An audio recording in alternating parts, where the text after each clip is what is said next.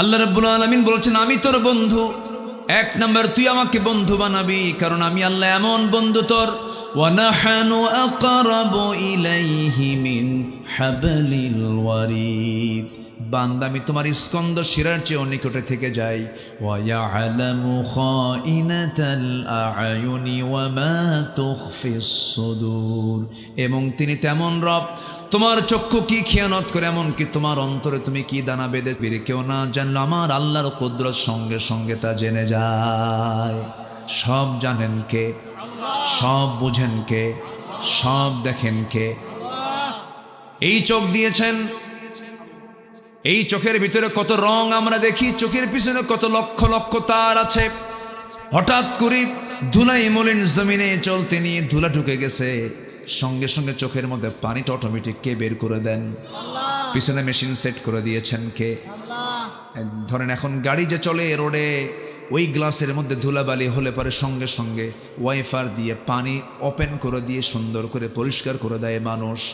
ঠিক তেমনি মানুষের চোখের ভিতরে যদি কোনো ধুলাবালি ঢুকে যায়, আল্লাহ রাব্বুল আলামিন 24 ঘন্টা বান্দার চোখের ভিতরে এমন একটা মেশিন দিয়েছেন, ওই মেশিন সঙ্গে সঙ্গে চালু হয়ে যায়। আল্লাহ রাব্বুল আলামিন তার সুন্দর কুদরতি সাহায্য দিয়া সুন্দর করে সেখান থেকে পানিগুলো বের করে আল্লাহ রাব্বুল আলামিন সেই ময়লাগুলো সব সাফ করে চোখটাকে রিফ্রেশ করে দেন। জোরে বলি সুবহানাল্লাহ। কার অবদান? আসতে বলবেন না, কার অবদান? আল্লাহর অবদান। আল্লাহ রাব্বুল আলামিন বলেন আলাম নাজআল লাহু আইনাইনি ওয়া লিসানান ওয়া শাফাতাইনি ওয়া হাদাইনাহুন নাজদাইন। আল্লাহ পাক আর এক জায়গায় বলছেন বান্দারে আমি তোকে কত সুন্দর করে টানা টানা দুইটা চক্ষু দিলাম, সুন্দর দুটি ঠোঁট দিলাম। আল্লাহ আর এক জায়গায় বলছেন ইয়া আইয়ুহাল ইনসানু মা গাররাকা বিরাব্বিকাল কারীম الذي خلقك فسواك فعدلك في أي صورة ما شاء ركبك। জোরে বলুন আল্লাহু আকবার।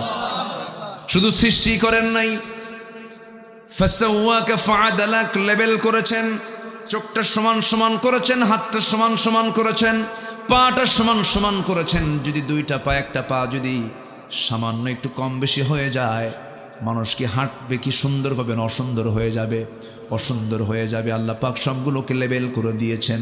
আল্লাহ বলছেন বান্দারে সব আমি দিলাম, তুই আমাকে বলিস কেমনে? বান্দা আমি তো তোকে বলি না, 24 ঘন্টা আমি তোকে স্মরণ করি। আমাকে খাওয়ান কে? অনেকে বলে হুজুর আপনি যে বলেন আল্লাহ আমাকে খাওয়ান, কেমনে খাওয়ান? ইরি ধান লাগাই আমি, আমন ধান লাগাই আমি, বড় ধান লাগাই আমি, আল্লাহ আমারে কেমনে খাওয়ায়? এরকম আছে না? আছে না নাই? বলেন তো আছে না নাই? আমার বন্ধুগণ ইরি ধান, আমন ধান, বড় ধান জমিতে লাগালাম, আমার মুখে নয় আমি চাল তুললাম, ভাত নিলাম, আমি নিজে খেলাম, কিন্তু মানুষ খাবার খায় দুই দিক থেকে, একটা হচ্ছে নাক দিয়ে আর একটা মুখ দিয়া। কোন খাবারটা বেশি জরুরি বলেন? মুখেরটা না নাকেরটা? মুখেরটা 3 দিন বন্ধ সমস্যা নাই, কিন্তু নাকেরটা 3 মিনিট বন্ধ। বলেন বলেন বলেন, জরুরি কোনটা বেশি? এই নাকেরটা। এই নাকের খাবারটা সরাসরি খাওয়ায় দিচ্ছেন তিনি আমারকে। যে বেকুব কয় আল্লাহ আমারে কেমন করে খাওয়ায়, তার নাক চেপে ধরবেন। কি চেপে ধরবেন? নাকটা চেপে ধরলেই সব অ্যান্সার পেয়ে যাবে সে। আল্লাহ কেমন করে সরাসরি খাওয়ান তিনি। সেই মহান রব্বুল আলামিন বলছেন বান্দা তুই আমাকে কেমন করে ভুলে যাস? আমাকে ভুলবি না রে বান্দা, আমাকে তুই স্মরণ করবি, আমার দিকে 1 হাত আগাবি, আমি তোর দিকে 10 হাত আগায়া যাব। তুই আমার দিকে হেঁটে হেঁটে আসবি, আমি তোর দিকে দৌড়ায়া যাব। তুই আমার কাছে মাফ চাবি, আমি অস্থির হয়ে যাব। যখন কোনো বান্দা শেষ রাতে তাহাজ্জুদের সময় যখন বান্দা উঠে দাঁড়ায়, আল্লাহ প্রথম আকাশে এসে বলেন বান্দারে তুই আমার কাছে কি চাস? প্রাণ খুলেছে, আমি তার সব কিছু মাফ করে দেব। আমি থাকি দুনিয়াতে, আমি দুনিয়ার আকাশ দেখতে পাই, আমার আল্লাহ থেকে আরশে আজিমের 7 আকাশের উপরে। আল্লাহ আমাকে মাফ করার জন্য 7 আকাশ থেকে 1 আকাশে আসেন। আল্লাহু আকবার বলেন। আল্লাহ বেশি আসেন, এসে বলেন আলা আলামিন। আল্লাহ রাব্বুল আলামিন বলেন কোন বান্দা চালা আমি মুস্তাগফিরিন ফাগফির আলাহ, কোন ক্ষমা প্রার্থী আছে আমার কাছে ক্ষমা চাবে, আমি তাকে ক্ষমা করে দেব। এমন করে তিনি ডাকতে থাকেন প্রথম আকাশে এসে। আমার বন্ধুগণ, আল্লাহ পাক বেশি এসে আমার কাছে অপেক্ষায় থাকেন আমি কখন তার কাছ থেকে মাফ চাবো। আমার ভাইরা, পৃথিবীর মানুষকে আপনি বারবার ডাকবেন, বিরক্ত হয়, কিন্তু আমার আল্লাহকে যত বেশি ডাকা হয় আমার আল্লাহ তত বেশি খুশি হয়ে যান। আমার বন্ধুগণ, আল্লাহ কত কাছে আসেন দেখেন। আরশে আজিমটা কত দূর, বিশাল দূর। আমরা যে জায়গায় বসে আছি, কচুয়ার কোথায় আছি? আমরা সোনাকান্দর গ্রামে আছি। কচুয়ার সোনাকান্দর বাগেরহাটের এই ময়দানে আমরা বসে আছি। রাতের বেলা আমরা তারকা দেখতে পাই, রাতের বেলা আমরা চাঁদ দেখতে পাই, দিনের বেলা সূর্য দেখতে পাই। এই পৃথিবী থেকে সূর্যটা 9,30,00,000 মাইল দূরে, 13 লক্ষ গুণ বড় এই সূর্য। এই সূর্যের আভ্যন্তরীণ তাপমাত্রা হলো 15 মিলিয়ন ডিগ্রি সেলসিয়াস। কেউ তো সুবহানাল্লাহ বললেন না। তাপ আসে কত ডিগ্রি? 20 থেকে নিয়ে হয়তো 45 পর্যন্ত আমার দেশে আছে, 44 পর্যন্ত আমার দেশে আছে। 20 ডিগ্রি সেলসিয়াস থেকে 45 পর্যন্তই শেষ। অথচ সূর্যের আভ্যন্তরীণ তাপমাত্রা হলো 15 মিলিয়ন ডিগ্রি সেলসিয়াস। এই আভ্যন্তরীণ তাপমাত্রা কত দূরে সূর্য থাকলে পরে সেই সূর্যের তাপটা এখানে নিয়ন্ত্রিত অবস্থায় থেকে যায়। সেই সূর্যটা কত দূরে, এই জন্য আমরা প্লেটের মতো দেখতে পাই, কিন্তু সূর্য আদৌ এই পৃথিবী থেকে 13 লক্ষ গুণ বড়। মানুষ চাঁদের দেশে গেছে, কিন্তু তার সূর্যের দেশে যাওয়া সম্ভব নয়, কারণ 15 মিলিয়ন ডিগ্রি সেলসিয়াসকে সম্ভব নাকি? তারকার দেশে মানুষ যাইতে পারে নাই। চাঁদের দেশে গেছি, মঙ্গল গ্রহে গেছে মানুষ। যদি এখন মনে করে চাঁদ দেখলাম, মঙ্গল গ্রহ দেখলাম, এখন আমরা একটু তারকার দেশ দেখতে যাব। তারকার দেশে দেখতে গেলে তারকা আরো ছোট না আরো বড়? বলেন, আরো বড়। বেটেল জুইস একটা তারকা আছে, যে তারকা সূর্যের চাইতে, এই সূর্যের চাইতে 33 কোটি গুণ বড়। ওই সূর্যের চাইতে যদি তারকা একটা 33 কোটি গুণ বড় হয়, কোটি কোটি গ্যালাক্সির মধ্যে কোটি কোটি তারকারা আল্লাহ রাব্বুল আলামিন রেখে দিয়েছেন এই মহাশূন্যের মাঝে। মানুষ যদি কোনো তারকার দেশে যেতে চায়, সবচেয়ে নিকটবর্তী তারকা হলো প্রক্সিমা সেন্ট্রাই, যা পৃথিবী থেকে সবচাইতে কাছে। এই তারকার দেশেও যদি কেউ যেতে চায়, পৃথিবীর কোনো যানবাহন দিয়ে সম্ভব হবে না, বিমান দিয়ে নয়, কপ্টার দিয়ে নয়। যদি চেষ্টা করতে চায়, নভোযান দিয়ে চেষ্টা করতে পারে। নভোযান একটা লেটেস্ট আছে, সেই লেটেস্ট নভোযানের নাম হলো অ্যাপোলো 11। অ্যাপোলো 11-এর গতি হলো পার আওয়ার, প্রত্যেকটা ঘন্টা 39,000 কিলোমিটার বেগে। 39,000 কিলোমিটার যদি পার আওয়ার যদি রওনা দিয়ে দেয়, এই পৃথিবী নামক এই জায়গা থেকে ওই তারকার দেশ প্রক্সিমা সেন্ট্রায় যেতে তার সময় লেগে যাবে 1,15,000 বছর মাত্র। যাবেন কারা কারা? হাত তোলেন। ওই যে পিছন থেকে হাত তুলছে 2 জন। বাঁচবেন কয়দিন, যাবেন কখন? সম্ভবই না, চিন্তাই করতে পারবেন না। তাহলে আমি কিন্তু আকাশের দিকে যাই নাই, সামান্য এই মহাশূন্যের মাঝে সবচেয়ে নিকটবর্তী একটা তারকার ডিস্টেন্সের কথা বললাম। আর আমার আল্লাহ বলছেন, বান্দারে তোকে মাফ করার জন্য আমি 7 আকাশ থেকে প্রথম আকাশে তোকে মাফ করার জন্য চলে আসি। জোরে বলি সুবহানাল্লাহ, আরো জোরে বলি সুবহানাল্লাহ। পৃথিবীর মানুষ আপনাকে ভুলে যায়, আপনি মরে যাবেন, আপনাকে ভুলে যাবে, কয়েকদিন আপনাকে স্মরণ করবে, আপনার বউটা অন্যত্র বিয়ে বসবে, আপনার ছেলের সম্পত্তি নিয়ে মারামারি করবে, কিন্তু যিনি আমাকে কখনো ঠকাবেন না তিনি আমার কে? আমাকে যিনি কোনো প্রকার কমতি করবেন না তিনি আমার কে? আল্লাহ আমাকে কখনো ঠকাবেন না। এই জন্য আমরা আল্লাহকে সবার আগে সময় দেব, কোরআনটাকে বেশি করে পড়বো। আমার বন্ধুগণ, তাফসীর মাহফিলে আসছি আমরা, সবচেয়ে বড় বিষয় হলো একটা বিষয় মাথায় রাখবেন, কোরআনের সঙ্গে সম্পর্ক যার যত বেশি, আল্লাহর সঙ্গে সম্পর্ক তার তত বেশি। এই কিতাবকে আমরা সময় দেব কম না বেশি? সময় দেব কম না বেশি? এই কোরআন জিরোকে হিরো বানায় দেয়, আবার হিরোকে জিরো বানায় দেয়।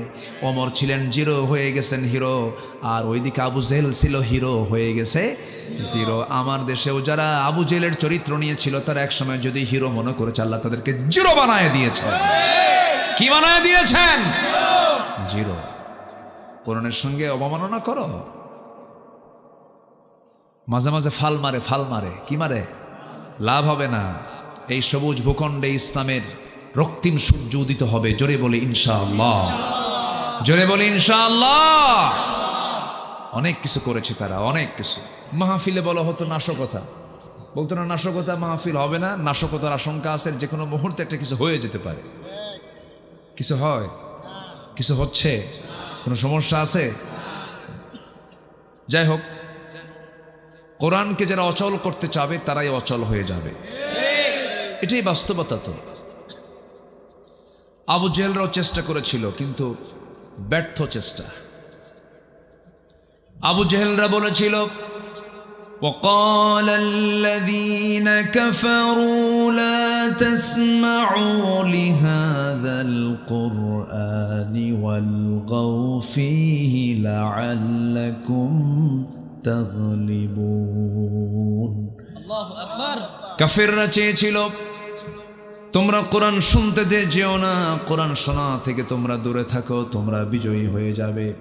কিন্তু আমার আল্লাহর কথা হলো, ওয়াইদা তুলিয়াত আলাইহিম আয়াতুহু যাদাতুহুম ঈমানান ওয়া আলা রাব্বিহিম ইয়াতাওয়াক্কালুন। জোরে বলুন আল্লাহু আকবার। আমার বন্ধুগণ, আল্লাহর বক্তব্য হলো, না না, কোরআন যারা শুনবে, কোরআন শুনলে তার ঈমান যদি একটু দুর্বল থেকে থাকে, কোরআন শোনার সঙ্গে সঙ্গে তার ঈমানটা শতগুণে বৃদ্ধি পেয়ে যাবে। জোরে বলি সুবহানাল্লাহ। ঈমান বৃদ্ধি পায় কোরআন শুনলে পরে। কার কথা? আসতে বলবেন না, কার কথা? আল্লাহর কথা। এই জন্য আমরা কোরআন শুনবো, বেশি বেশি গান শুনবো। গান শুনবেন, এটা আবার কেমন কথা হলো? একটুও তো শোনা যাবে না, গানের কাছেই যাওয়া যাবে না। আমার দেশে ইদানিং আবার কিছু খুব সুশীল সমাজের কিছু দাবিদার বের হয়েছে। তারা বলে হাজার বছরের বাঙালিদের ঐতিহ্য কি, ওই যে কি বলে, কি গান যেন, পালা গান, যাত্রাপালা, আর কি কি আছে যেন, জারি গান, বাউল গান, এগুলোকে লালন না করলে ঈমান টিকবে না। এরকম কিছু আমাদের সুশীল সমাজের কিছু দাবিদাররা তারা বলছে, ওয়াজ মাহফিল কোনো আমার দেশের পুরাতন সংস্কৃতি নয়, আমার দেশের প্রাচীন সংস্কৃতি হলো এই সমস্ত পালা গান, জারি গান, এই সমস্ত গানের প্রচলন আবারও বাড়ানো দরকার। এরকম করে অনেকে অনেক কথা বলছে। মানে ওদের কাছে মাহফিল হচ্ছে জ্বালার কারণ। তাদের জনসভায় লোক খুঁজে পায় না। তারা একটা ডাক দিলে পরে সেই জনসভায় লোক পাচ্ছে না তারা। এটা তাদের একটা হিংসার কারণ হয়ে গেছে। এই দেশে কোরআন শোনার একটি, মানে কি বলবো, এই দেশে যত জনসভা হয় সবচেয়ে বেশি মাহফিল এখন লক্ষ্য করা যাচ্ছে তাফসীর মাহফিলগুলোতে। বলি আলহামদুলিল্লাহ। তারা এটাকে বিপদ মনে করছেন না। জাতি তৈরিতে কোরআন শিক্ষার কোনো বিকল্প নাই, জাতি গঠনে কোরআন শিক্ষার কোনো বিকল্প নাই। আসুন আমরা সোজা আলোচনার দিকে আস্তে আস্তে চলে যাচ্ছি। আমি যেখান থেকে কথা বলতে চাচ্ছি সেটা হলো, আমরা মূলত বন্ধু বানাই কাকে, আর আসলে বন্ধু আমার মূলত কে? আচ্ছা, আমি কাকে ভালোবাসি আর আমার আল্লাহ কাকে ভালোবাসেন? আমার আল্লাহ কাকে ভালোবাসেন না আর আমি কাকে ভালোবাসি? এই সমস্ত বিষয় নিয়ে আমি কিছু কথা আজকে বলতে চাচ্ছি। আমাকে সময় দেবেন তো নাকি? সবাই সময় দিতে রাজি আছেন তো? জোরে বলি ইনশাআল্লাহ। আরো জোরে বলি ইনশাআল্লাহ। সম্মানিত ভাইয়েরা, এই পৃথিবীতে যেই মায়া, যে মমতা, যে মোহাব্বতকে আমরা লালন করি, এটা কিন্তু ক্ষণিকের জন্য। যে কোনো মুহূর্তে এগুলো শেষ হয়ে যাবে। আসল মোহাব্বত, ভালোবাসা টিকে থাকবে। বলুন তো, কার ভালোবাসা? আসতে বলবেন না, কার ভালোবাসা? যখন আমরা দুনিয়াতে কেউ আসি নাই, তখন আমরা কার কাছে ছিলাম? বলুন, কার কাছে ছিলাম? আল্লাহর কাছে ছিলাম। আল্লাহ আমাকে দরদ দিয়ে মোহাব্বত করে আল্লাহ আমাকে এই দুনিয়াতে পাঠিয়েছেন একটা লক্ষ্যে। এরপর নির্দিষ্ট সময় চলে যাবে, ফুরে যাবে। এরপর আবার আমরা সেই মহান রব্বে করিমের মুখোমুখি হয়ে যাব। তার সামনে আমরা আবার হাজির হব আমাদের আমলনামাগুলো নিয়ে। আমাদের জীবনের সকল আমলনামার বিচার একদিন আছে না নাই? আসতে বলবেন না, আছে না নাই? আমি গোটা কোরআন পড়ে যতগুলো আয়াত আমি বোঝার চেষ্টা করেছি, আমার দুটো আয়াত আমাকে খুব চরম টেনশনে ফেলে দেয় সর্বক্ষণের জন্য। যে দুইটা আয়াত আমাদের সবার জানা আছে, যারা পারেন ঠোঁট মিলে বলুন, ফামান ইয়া'মাল মিসকালা যাররাতিন খায়রান ইয়ারাহু ওয়া মান ইয়া'মাল মিসকালা যাররাতিন শাররান ইয়ারাহু। যাররা পরিমাণ, বিন্দু পরিমাণ, চুল পরিমাণ যে বান্দা ভালো কাজ করবে তাও সেদিন সে দেখতে পাবে, আবার যাররা পরিমাণ মন্দ কাজ করবে তাও সেদিন সে দেখতে পাবে। কত ভয়ঙ্কর আয়াত এটা! হয়তো আমার চোখেই পড়ে নাই, কিন্তু এই জিনিসটা আল্লাহ রাব্বুল আলামিন বান্দার সামনে হাজির করে ফেলবেন। বান্দারে, তুই এই কাজটা করেছিস, আমার হয়তো মনেই নাই। কোনো কিছুই বাদ পড়বে না। আল্লাহ সেদিন বলবেন, ইকরা কিতাবাকা কাফা বিনাফসিকাল ইয়াওমা আলাইকা হাসিবা। জোরে বলুন আল্লাহু আকবার। বান্দা, তুমি তোমার আমলনামা পাঠ করো। আজকের বিচারের জন্য কাউকে লাগবে না, বিচার করার জন্য তুমি বান্দা নিজেই যথেষ্ট। এই জন্য আমার বন্ধুগণ, যেহেতু মুখোমুখি হব আল্লাহর সামনে, আমরা আল্লাহর সামনে হাজির হতে চাই লজ্জা নিয়া না সম্মান নিয়া? কি নিয়া? কি নিয়া? সম্মান নিয়া। এটা কোন উপজেলা? এটা কচুয়া, বাগেরহাট জেলার কচুয়া একটা উপজেলা। আরেকটা আছে চাঁদপুরে, চাঁদপুর জেলার একটা কচুয়া উপজেলা আছে। আমার মাঝে মাঝে একটু প্যাঁচ লাগে। সম্মানিত ভাইয়েরা, খুবই সুন্দর আয়োজন আপনারা করেছেন। আমি খুবই আনন্দিত, খুবই আনন্দ ফিল করছি। আমি একটি আদর্শ মডেল মাহফিলের যে স্ট্রাকচার, সব উপস্থিত এই মাহফিলে। বলি আলহামদুলিল্লাহ। 18 বছর প্যারেড ময়দানের মাহফিল বন্ধ ছিল চট্টগ্রামের, যেটা গোটা দেশের সবচাইতে বৃহৎ এবং বড় মাহফিল। যে মাহফিলটা শুরু করেছিলেন আপনাদের কলিজার টুকরা, আপনার এলাকার কৃতি সন্তান। ঠিক আছে না? এই তো পাশেই বাড়ি, শহীদ আল্লামা দেলাওয়ার হোসেন সঈদ রাহিমাহুল্লাহ। 29 বছর তিনি ওই মাহফিল করেছেন। 77, 2006। এরপর 2007 থেকে নিয়ে 2024 পর্যন্ত মাহফিল হতেই দেয় নাই, মাহফিল বাস্তবায়ন করতে দেয়নি। আল্লাহর মেহেরবানি, এবছর প্রায় 18 বছর পর আবারও মাহফিল অনুষ্ঠিত হয়েছে 5 দিন ব্যাপী। তার একদিন আমি ছিলাম। আল্লাহ পাক আমাকে, এই নগণ্য গোলামকে, আল্লামা সঈদ রাহিমাহুল্লাহ যে চেয়ারে বসে কথা বলেছেন, তার হাতে গড়া বৃহৎ যে মাহফিল, সে মাহফিল আল্লাহ পাক আমাকে কথা বলার সুযোগ দিয়েছিলেন। এই যে 18 বছর মাহফিলটা বন্ধ রেখেছিল ফেরেশতারা, তাই না?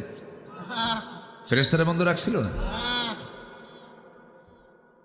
ফেরেশতা কেন বললাম জানেন? ফেরেশতা কিন্তু চোখে দেখা যায় না, এদেরকে 5 আগস্টের পর থেকে চোখে দেখা যাচ্ছে না। এই জন্য আমরা একটা ফেরেশতা কইলাম। ফেরেশতার একটা বৈশিষ্ট্যের মধ্যে একটা না, যে তাকে চোখে দেখা যায় না, এদেরকেও চোখে দেখা যায় না। সিলেট আঞ্জুমানে খিদমতে কোরআনের মাহফিল, এটাও বন্ধ ছিল, করতে দেয়নি, সেখানেও ছিলাম। একদিন আমি মাহফিল আলোচনা করেছি।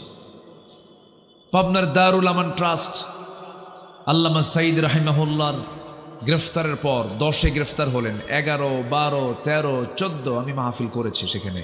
মোট 4 বছরে 3 দিন ব্যাপী আমি 3 দিনই ছিলাম। সে মাহফিলটা 15 সাল থেকে বন্ধ ছিল, 10 বছর পর এবার আবার শুরু করেছি। বলি আলহামদুলিল্লাহ। কিন্তু এই যে মাহফিলগুলো করেছি আমি, এছাড়া আরো যে কিছু মাহফিল করা হয়েছে, এই মাহফিলটাকে আমার যদিও প্রত্যন্ত অঞ্চল গ্রামের ভিতরে, কিন্তু বন্ধুমহল এটাকে সুন্দর করে তারা কোরআনের সৌন্দর্যকে বাড়িয়ে দেওয়ার জন্য একটি সুন্দর, একটি মনোরম, শান্তিপূর্ণ একটি পরিবেশের তারা অবতারণা করেছে। বলি আলহামদুলিল্লাহ। আল্লাহ তুমি মাহফিলকে কবুল করো, জোরে বলি আল্লাহুম্মা আমিন। আসুন আমি মূল আলোচনার দিকে যাচ্ছি। আমরা তাহলে আমার প্রকৃত বন্ধু কে বলুন তো? আসতে বলবেন না কে? আল্লাহর সাথে যাবে, আল্লাহর সঙ্গে যাবে এমন ব্যক্তি আমার বন্ধু হবে। যেহেতু আমার বন্ধু আল্লাহ, আল্লাহর সাথে মিলে যায়, আল্লাহর কাছে গেলে যে বন্ধুত্ব টিকে যাবে এমন কিছু লোকই আমার বন্ধু হবে। অর্থাৎ বন্ধু হবে আমার মোট 3 জন। পরামর্শকার আল্লাহ। আল্লাহ রাব্বুল আলামিন সূরাতুল মায়েদার ভিতরে বলছেন, ইন্নামা ওয়ালিয়্যুকুমুল্লাহু ওয়া রাসূলুহু ওয়াল্লাযীনা আমানুল্লাযীনা ইউকিমুনাস সালাহ ওয়া ইউ'তুনাস যাকাতা ওয়া হুম রাকিউন ওয়া মান ইয়াতাওয়াল্লাল্লাহা ওয়া রাসূলাহু والذين آمنوا فإن حزب الله هم الغالبون জোরে বলুন আল্লাহু আকবার। ও ঈমানদাররা, তোমাদের বন্ধু মোটামুটি 3 জন। 3 জনকে যদি তোমরা বন্ধু বানাও, ঠকবে না, লস হবে না। কিন্তু এই 3টার বাইরে যদি কাউকে বন্ধু মনে করো, এমন ঠকা ঠকবে, দুনিয়াও শেষ, আখিরাতেও শেষ হয়ে যাবে। এই 3 বন্ধু আমরা খুঁজে খুঁজে বের করি আজকে, এবং সাথে এটাও দেখে নেই যে আল্লাহ কাকে ভালোবাসেন আর কাকে ভালোবাসেন না। আল্লাহ যাদেরকে ভালোবাসেন মোটামুটি 8 শ্রেণীকে, কোরআনের ভাষায় বলবো 8 শ্রেণীকে ভালোবাসেন। জান্নাত কয়টা? ভালোবাসেন কয় শ্রেণীকে? 8 জনকে। আর ভালোবাসেন না 7 শ্রেণীকে। জাহান্নাম কয়টা? জাহান্নাম কয়টা? ভালোবাসেন না কয় শ্রেণীকে? 7 শ্রেণীকে। আমি পয়েন্টগুলো পয়েন্ট আউট করে দিলাম, কেমন? এখন আমি আলোচনায় যাই, চলে যাই ইনশাআল্লাহ। জোরে বলি ইনশাআল্লাহ।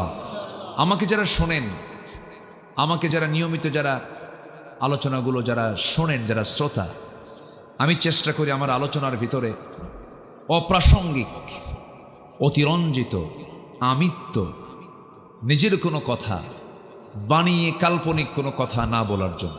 কারণ আমি বলে যাব, আপনি শুনে যাবেন, কিন্তু জবাব দিতে হবে আমার কথাগুলোর প্রত্যেকটি কথার জবাব দিতে হবে একদিন কার আদালতে? আল্লাহর আদালতে। এই জন্য আমি চিন্তা মাথায় নিয়ে এ পর্যন্ত আমার মাহফিলের প্রায় 25 বছর পার হচ্ছে। 26 বছরে আমাকে নিয়ে অযাচিত কোনো কথা, অপ্রাসঙ্গিক কোনো কথা, আল্লাহর মেহেরবানি। এরপরও তো মানুষ ভুল ত্রুটির ঊর্ধ্বে না, ভুল তো হবেই। কিন্তু আমি আমাকে নিয়ে আমিত্ব প্রকাশ করা এরকম ধরনের কোনো কথা আমি ভুল ক্রমেও বলার চেষ্টা করি না। হঠাৎ করে হয়তো হয়ে যেতে পারে, কিন্তু আমার জানা মতে আমার নেচার, আমার স্বভাবটি এটা নয়, আমি এটা বলি না। সম্মানিত ভাইয়েরা, সম্মানিত বন্ধুগণ, কারণ প্রতিটি কথার রেকর্ড কে করেন? মা ইয়ালফিযু মিন কাওলিন ইল্লা লাদাইহি রাকীবুন আতীদ। প্রত্যেকটি কথা রেকর্ড কে করেন? আসতে বলবেন না কে করেন? বলুন তো, কথা আগে না চিন্তা আগে? বলুন, কথা আগে না চিন্তা আগে? আগে চিন্তা। চিন্তা নিয়ে যদি কথা বলতো, এত ফাউল দেশের শীর্ষস্থানীয় পদে থেকেও কি এত ফাউল হতে পারে? এই যে কয়েকদিন আগে একটা ফাউল করলো, এদিকে ভাঙ্গা শুরু হয়ে গেছে। কথা যত বাড়াবেন তত বিপদ। আসতে কোন কেন? ঠিক কিনা? কথা বাড়ানো যাবে না, কথা সংযত হতে হবে। এতগুলো ছাত্র জীবন দিল, রক্ত এখনো শুকায় নাই রাজপথের। একটা তো বোঝা দরকার। তো যে মায়ের সন্তান গেছে সে তো বুঝে যেটার যন্ত্রণা কতটুকু।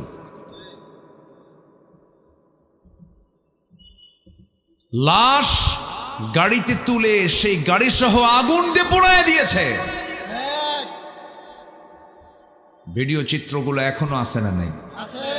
আসতে বলবেন না, আছে না নাই? আমার দু চোখ সাক্ষী। আমি তখন ঢাকাতে 9 তলা বিল্ডিংয়ে, 9 তলা, সে সময় কপ্টার, র্যাবের কপ্টারগুলো, হেলিকপ্টারগুলো, তারা ওই দরজা খুলে বৃষ্টির মতো শুধু গুলি করতেছে, বৃষ্টির মতো। সে গুলিগুলো কারো বারান্দায় যাচ্ছে, বারান্দায় শিশুকে নিয়ে মা দেখতেছে এই দৃশ্যগুলো। শিশুর বুক ফুটা হয়ে, শিশু নাই। তো এইরকম করে একটি অপারেশন, জঘন্য অপারেশন করা হলো, এতগুলো জীবন চলে গেল। যদি প্রথমবারের মতো এসে যদি বলাই হতো যে দেখুন মানুষের তো ভুল হয়, আমি চাই নাই যে এতগুলো মানুষের জীবন চলে যাক, যেহেতু আমি এটা চাই নাই কিন্তু হয়ে গেছে, আমার নেতৃত্বের ব্যর্থতা, আমি জাতির কাছে ক্ষমা সুন্দর দৃষ্টি কামনা করছি। যে ক্ষমা চায় তার সম্মান কমে না বাড়ে। আজ পর্যন্ত এই দেশের ক্ষমতায় যারা এসেছেন, কোন ক্ষমতায় আসা শাসক গোষ্ঠীরা কোনোদিন কি একটা ভুলের জন্য মাপ চাইছে? তাহলে সব এরা মানুষ না ফেরেশতা? বলেন, তাহলে এরা কি মানুষ আছে না ফেরেশতা হয়ে গেছে? আমরা এই ফেরেশতাগুলো আর দেখতে চাই না। আসতে বলবেন না, জোরে বলেন ঠিক কিনা? আমরা এই ফেরেশতাগুলো আর দেখতে চাই না, যাদের ভুলই নাই। তোরা ফেরেশতা, তোরা থাক, আমাদের ভুল আছে, ভুলগুলোই আসি আমরা। কি আমার কথা কি বুঝতেছেন আপনারা? রাগ করতেছেন নাকি? ওদের তো কোনো ভুল নাই। 16 বছর, কেউ 25 বছর, কেউ 9 বছর ক্ষমতার মসনদে বসে থাকলেন, দেশ চালালেন 53 বছর। কোন শাসক জনগণের কাছে বলে নাই যে আমার এই জিনিসটা ভুল হয়েছে, আমারে মাফ করে দেন। একটাও বলে নাই, মানে একটাও। মানুষ না, সব ফেরেশতা।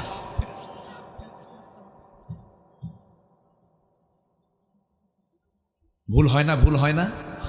ভুল হয় না কিনা? হয়। বলবেন সরি, ভুল হয়ে গেছে, আমাকে মাফ করে দেন। যাতে বুঝবে না অনুতপ্ত, অনুশোচনা করছে, ভুল হয়ে গেছে, যা। ও যেহেতু মাফ চাচ্ছে, ক্ষমা চাচ্ছে, আমরা ক্ষমা করে দিলাম। ইন্নাকা আফুউন তুহিব্বুল আফওয়া ফাফু আন্না। কিন্তু ভুল নাই যে, মানে কি? ভুল নাই মানে কি? না, আরেকটা উল্টা আছে। শয়তান কি কখনো স্বীকার করে? শয়তান স্বীকার করে। উসজুদু লিআদম ফাসাজাদু ইল্লা খালাকতানি মিন নার ওয়া খালাকতাহু মিন তিন। যুক্তি দেখে আল্লাহ রে, আল্লাহ আমার ঠেকা পড়ছে, আমি ছোট হব? তুমি আমার আগুন দিয়ে বানাইছো, রে মাটি দিয়ে বানাইছো, অসম্ভব ব্যাপার। কি তাহলে যুক্তি এবং অহংকার কার? তাহলে এই যে যুক্তিগুলো দিয়ে কথা বলে রাজনীতিবিদরা, এই যুক্তিগুলো কার থেকে পায়? যখন কার থেকে পায়? আর মাঝে মাঝে কয় রাজাকারের নাতিপুতিরা চাকরি পাবে। এটা কি বিনয় না অহংকার? তাহলে এগুলো সব কার সাগরিদ? বলেন কার সাগরিদ? বিনয়ী হন, বিনয়ী হন, অহংকার মুক্ত হন, ক্ষমা চাইতে শিখেন, ক্ষমা করতে শিখেন। পৃথিবীও সম্মান দেবে, আল্লাহও সম্মান দিবেন। এত জিদ, ওরে বাপরে বাপ, প্রচন্ড জিদ এদেশের রাজনীতিবিদদের। এগুলো কথা কি বলার দরকার আছে কিনা বলেন? আমি কোনো দলীয় এজেন্ডা নিয়ে আসি নাই, কিন্তু আমাদের এদেশের নাগরিক হিসেবে আমাদের অবশ্যই অধিকার আছে না নাই? এটা নাগরিক অধিকার, আমাদের কথা বলতে হবে, কথা বলবো আমরা। যত বেশি বাধা দিবেন তত বেশি বলবো। আরো রাগ করতেছেন নাকি আপনারা? তাহলে বন্ধু আমাদের নির্বাচন করতে কি ভুল করা যাবে? আমাদের এক নম্বর বন্ধুকে আল্লাহ। আল্লাহকে, আল্লাহর পরিচয় আছে না? যারা পারেন ঠোঁট মিলিয়ে বলুন, সবচাইতে শ্রেষ্ঠ পরিচয়ের আয়াত এটা। 9টি বাক্য নিয়ে একটা আয়াত। যারা পারেন ঠোঁট মিলিয়ে বলুন, আল্লাহু লা ইলাহা ইল্লা হুয়াল হাইয়ুল কাইয়্যুম লা তা'খুযুহু সিনাতুন ওয়ালা নাওম লাহু মা ফিস সামাওয়াতি ওয়া মা ফিল আরদ من ذا الذي يشفع عنده إلا بإذنه يعلم ما بين أيديهم وما خلفهم ولا يحيطون بشيء من علمه إلا بما شاء وسع كرسيه السماوات والأرض ولا يؤوده حفظهما وهو العلي العظيم কোন আয়াত বলুন? আয়াতুল কুরসিয়ন মানে কি? কুরসিয়ন মানে কি? চেয়ার। এই চেয়ার মানে সিংহাসন। মানে কার সিংহাসন? এখন আমার দেশে এখন মারামারি শুরু হয়েছে কি নিয়ে বলেন, তাই না? তো আমরা যে আয়াতটা পড়লাম, এই আয়াতটা কিসের আয়াত? চেয়ারের আয়াত। চেয়ারটা কার আর মারামারি করে কারা? এই কথা চিন্তা করলেই তো মারামারি থাকতো না। এই কথা চিন্তা করলে তো কোনো অহংকার আসতো না, এই লাশগুলো পড়তো না। একটা জীবনের দাম কত? আল্লাহ তাআলা নিজে বলছেন, একটা মানুষকে মেরে ফেলা মানে ফাকাতালান নাসা জামিআ, গোটা পৃথিবীর মানুষকে মেরে ফেলা। একটা মানুষের দাম কত? অবলীলায় হত্যা করা হয়েছে। আল্লামা সাঈদী মারা যান নাই, তাকে হত্যা করা হয়েছে। হত্যা করা হয়েছে। সকল হত্যার বিচারের আগে এই কিংবদন্তি আল্লামা সাঈদীর খুনের সঙ্গে যারা জড়িত তাদেরকে চূড়ান্ত শাস্তি নিশ্চিত করা হোক। এ মতের পক্ষে রাজি আছেন কারা কারা? হাত উঁচু করে দেখান মুসলমান।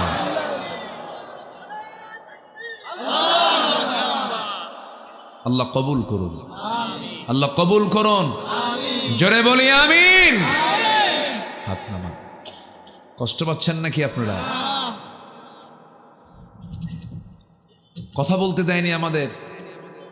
মঞ্চ উঠলেই, মঞ্চ ওঠার আগেই আতি পাতি যত নেতা, ছোট বড় সব নেতাগুলো মঞ্চে বসে যেত। আলোচকের দুই পাশে কিরামুন কাতিবিন হয়ে থাকতো, কথা বলতে দিত না। কই তোমরা এখন? এখন তো নাই। ওরা ভেবেছিল এক মাঘে শীত যাবে, কিন্তু এক মাঘে কি শীত যায়? কারো পৌষ মাস, কারো সর্বনাশ। এখন আমাদের পৌষ মাস আসছে, ঠিক কিনা? আমরা পালাই না, আমরা পালাইনি তো কোনোদিন। আমরা পালাইছি, জেল খাটছি। এই যে 16 বছর মাঝে মাঝে আসা যাওয়া হতো শুধু জেলখানায়, আনাকো জানাকো, আসতাম যেতাম। চাকরি ছিল একটা, আসা যাওয়ার মধ্য দিয়ে টিকত। 18 সালে আমাকে গ্রেফতার করলো 250 পুলিশ নিয়ে। বড় সন্ত্রাসী তো, যে দৌড় মারি একদিকে ধরে নিয়ে থানায় চলে গেল। ওসি সাহেবের সামনে বসায় রাখলো। ওসি সাহেব আমার দিকে তাকাই না, লজ্জায়। কি বলি, হুজুরকে ধরে আনছি। কিছুক্ষণ পর দেখি চোখ লাল, চোখে পানি। মানুষ তো, তাই না? কোনো দোষ নাই। তো বললাম, ভাই আপনার চোখ লাল কেন, কাঁদেন কেন? বলতেছে, হুজুর আমি সত্যি সরি, আমি আপনার খুব ভক্ত। ধরছেন কেন? হুজুর কি করব, চাপ, চাকরি বাঁচানো ফরজ। আমি বললাম, ইমান বাঁচান তো নফল। আমারে আরো কিছু মামলা টামলা দিয়া পাসপোর্টটা ভারী করলো, ভিসা দিয়া। বোঝেন নাই? ভিসা দিয়ে, ভিসা বেশি হলে পাসপোর্ট কি হয়? ভারী হয়। ভারী টারি কইরা বললো, হুজুর যান। কোর্টে হাজিরা, কোর্টে নিয়ে গেল, চালান দিল। জজ সাহেব একবার তাকালো আমার দিক, তাকায় কি করলো চেনে তো, কিন্তু উপায় তো নাই। এমন এমন আইন, ওই আইনে জামিনই হবে না, রাষ্ট্রদ্রোহী। কি রাষ্ট্রদ্রোহী? জেলখানায় দিয়ে দিল। ঢুকলাম, ঢুকেই দেখি এক মুরব্বী, হাত পার চামড়াগুলো কুচকে গেছে, দাঁত একটাও নাই। আমার দেখে এত খুশি, সালাম দিয়ে বলে, হুজুর আপনি জেলখানায় ঢুকছেন? খুব খুশি হলাম। তো বললাম, জেলখানায় ঢুকলে কেউ খুশি হয়? কারণটা কি? বলতেছে, হুজুর ওয়াজ শুনতে যাই, বহু দূর থেকে ওয়াজ শুনি, কিন্তু এত শখ হয় একটু মুসাফা করব, গল্প করব, এই চান্স মিলল না। আল্লাহ আমার এত সুন্দর চান্সটা দিছে হুজুর, আমি দোয়া করি আপনি জেলখানায় থাকেন। তো আমি বললাম, চাচা ঠিক আছে, ভালো কথা, তা আপনি এই বুড়া বয়সে নাতিপুতি থুইয়া শীতের মধ্যে জেলখানায় কেন? তো বলে যে, বাবাজি বোমা হামলা, বোমা হামলা। তো বললাম, বোমা হামলা মানে? কে মামলা দিছে আমার নামে বোমাবাজির, আমি নাকি বুড়া হাতে বোমা মেরে এলাকা উড়াইয়া দিছি।